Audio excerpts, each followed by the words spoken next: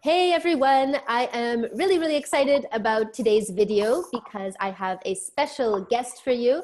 And just before we get started, in case you don't know who I am, I'm Dalia. I help young professionals to get the international careers and the lives that they want. So today I've brought on Sara, and I've been really excited to introduce you to her because I know a lot of you are struggling with very similar issues. So she is an amazing broadcast journalist, and she made the move from London to Hong Kong, and she's a freelancer. And I know a lot of you consultants and freelancers have this issue where you have your client base and you're thinking about making an international move, but you're really afraid that you're not only going to not have any clients when you get to the new country, but you're also going to lose the clients that you had back home. So I thought it would be really great to bring Sara on here and talk about how she overcame those kinds of struggles. So Sara, how's it going in Hong Kong?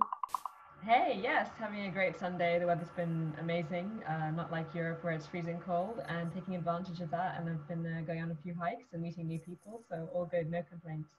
Amazing. Okay, so let's go back in time a bit, like to when you were still working as a journalist in London. Can you tell us a little bit about, just briefly, the type of work that you were doing and what was your life like?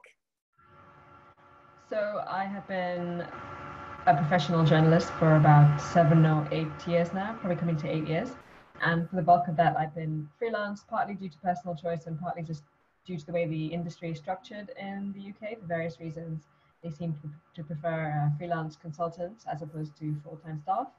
So I had what I felt was quite a good balance between various broadcast outlets as places to work. And I had a routine going. I was working on different projects and was, I think had the right amount of challenges. But I was feeling that I was going to reach a stage where I was going to maybe plateau, and I was looking for my next adventure. And I always wanted to move abroad, and I felt that my current routine wasn't really allowing me flexibility to think about how to approach companies abroad and how to think about going abroad and the steps to do that. So that was always at the back of my mind. So on top of my normal day-to-day work and routine, I was always wondering, like, how do I make that move? How do I make that step? I really would like to go abroad for a bit. Yeah. So what was your biggest fear when it came to moving abroad? I think it was the lack of work, perhaps, because I had tried looking at full-time options, but they seemed quite difficult to come by, again, for various reasons. I think companies are reluctant to hire you if you're so far away, because obviously it's so nice to interview someone and meet them face to face and maybe have them come in for a few training days or shadowing days. But because I was in London, I was looking at jobs in the US and Southeast Asia. First of all, the time difference makes it so awkward because you're trying to arrange a Skype call, and then it's like, what time of the day do you speak to them? And obviously you're not able to pop in just randomly in the middle of the week to see them. So it felt like that was a big barrier. And then I wasn't sure about how I could go and be a freelancer there. And it just seemed like such a, so many hurdles that I kind of put it off in a way, like even before I could think of steps. I just thought, oh, there's just so many barriers, so many restrictions. I'll just have to wait for someone to come and give me this opportunity. Maybe I can't even do it myself. Yeah. And so why Hong Kong? What was it about Hong Kong that appealed to you? Hong Kong was just one of many cities I'd like. There were a few others, New York namely, as well, because that's a big media hub and big world news center. So many huge companies to work for. And Hong Kong is kind of that in Asia as well as Singapore. Hong Kong, because of the close relationship with the UK, has different schemes for young professionals. And once I discovered that, I felt more hopeful, because actually no one had ever mentioned it to me before. It was purely by chance that I was looking at their immigration website, and I was wondering what options are there for me to make it on my own.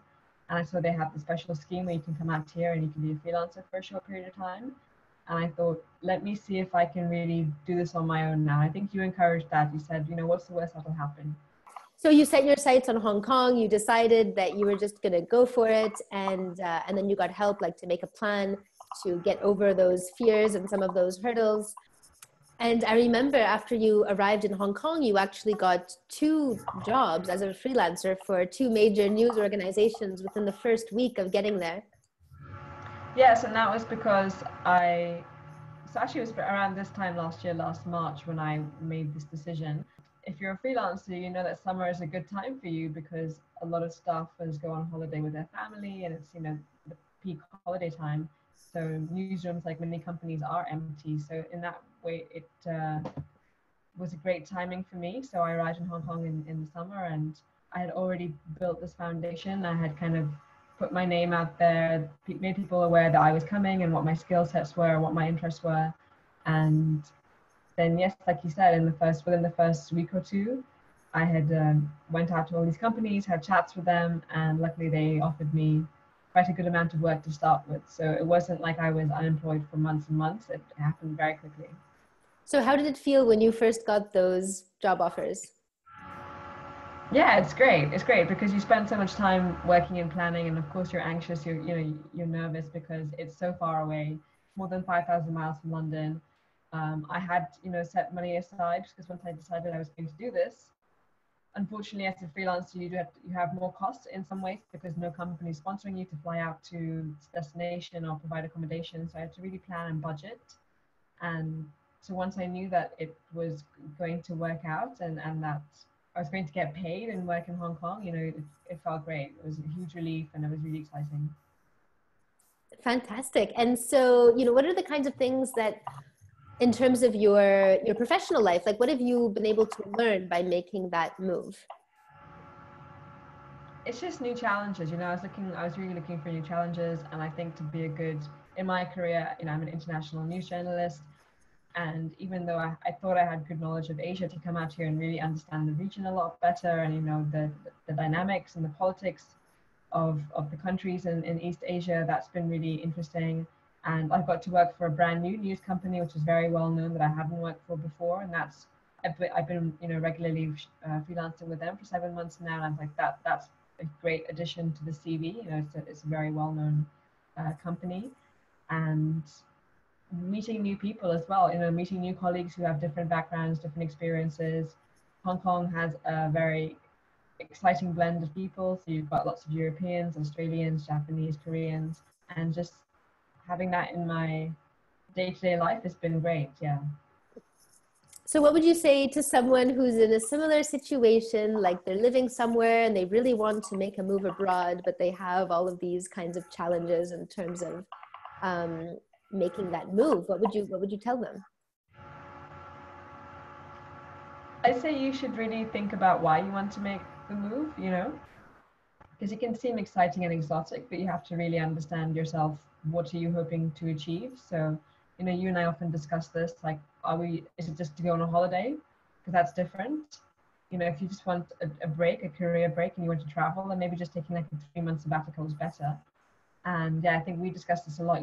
What do you really want to achieve? Are you really looking for a career change, a lifestyle change, to put yourself in a new and challenging situation? And so that's very important, to understand what exactly, a lot of self-reflection to understand why you want to do this. It's amazing. Sometimes you feel like you're the only one doing this.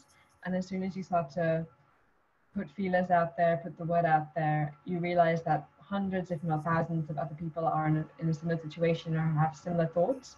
And again, you and I discussed this so many times, and I think you were quite inspirational because you've lived and worked in so many different places and places you've never been to before. And I think so much of it is fear. And once you realize that you shouldn't be afraid, the doors just open for you.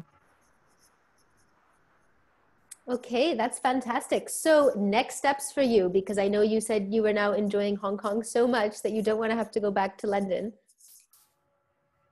Yeah, actually, I had a feeling Hong Kong would be great. I didn't know that I would love it this much, and it's been a fantastic 8 months here.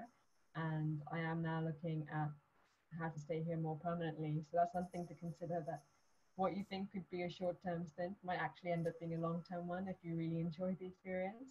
So I am kind of looking at, again, options out here. So I feel like I built a good contact base. Of course, you can always put yourself out there a lot more. And yeah, I'm now trying to find if there are other ways to make my stay here more permanent. Wonderful. So thank you, Sara, so much for coming on here. And if any of you guys have questions for me or for Sara, feel free to write them in the comments. And I'm sure that I mean, I'll be happy to get back to you. I'm sure Sara will be happy to jump on in and write some comments as well. So this has been great. If any of you are thinking about an international career move or broadening your contacts, broadening your experience, then definitely get in touch with me and we will talk it out. We'll see what kinds of challenges you're facing. And I'm always happy to talk to people who want to make big things happen in their lives. So it's been great. Thank you so much, Sara, for coming on board today. And thank you everyone for watching. And we'll catch you soon.